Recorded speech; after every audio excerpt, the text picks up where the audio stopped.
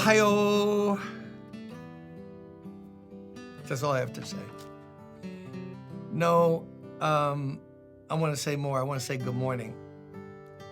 And thank you for watching. I'm Jim Cymbala.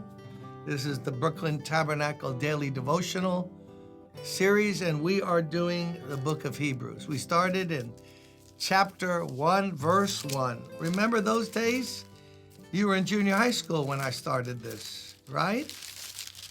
And we read, in the past, God spoke to our ancestors through the prophets at many times and in various ways. But in these last days, he has spoken to us by his Son, Jesus. And now we're all the way in Hebrews 11, verse 35. And he's recounting now all the mighty things that happened in the Old Testament. He calls them the ancients, the people from the Hebrew nation and others who trusted God and saw amazing things happen. God's power working by faith. And he's not giving individuals, he's kind of like summing up the things that happened to encourage the readers. Women received back their dead, raised to life again. Now, listen to this one. There were others who were tortured, refusing to be released so that they might gain an even better resurrection. Some faced jeers and flogging and even chains and imprisonment. That's verse 36. Wait a minute. I heard that televangelist say, you just have faith and you'll be driving a Mercedes and you'll never have a trouble. You'll never have a problem because God's got a dream for you. Yuck. Don't listen to those liars. They're liars. I'm not saying there's a liar in my opinion. I'm telling you, read this. These are great men and women of faith, and here's the mystery of it. Some were delivered, some did this, some did that, escaped lions, quenched the fury of the flames, escaped the edge of the sword, but others faced jeers. There were others who were tortured, refusing to be released so that they might gain an even better resurrection. Let me read it again. Others were tortured. How could a believer in God be tortured? Because they got tortured. Refusing to be released so that they might gain an even better resurrection. So now we have where faith makes you stand and go through the valley of the shadow of death and trouble and persecution and torture. And they could have been released. All they had to say was, I bow to Baal. I bow to Ashtoreth. I bow to Molech. I'm not going to serve the true God. I'll convert. I'll fit in with the crowd just so that I won't be tortured. No, they had such faith in God. They said, listen, I don't want to be tortured. But if you give me the choice of torture and denying the true God, no. Do what you have to do. That's the study of the early church. You ever read Fox's Book of Martyrs? Read it. Foxe', Book of Martyrs. Talks about in the early church all those who were tortured and killed.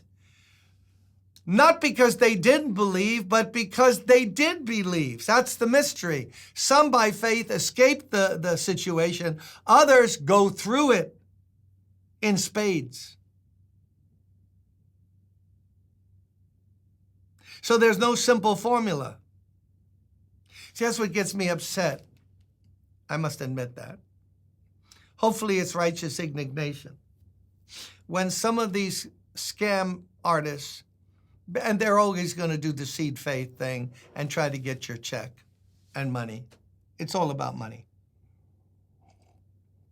Follow the money. They say, no, I got 3 jets. And look at my $8,000 suit. And look, Look at everything I have. I just speak the word, and that money cometh unto me. God has a great plan for your present life. Never a tear, never, just utter rubbish. So now these people who are in the Bible, they were deceived.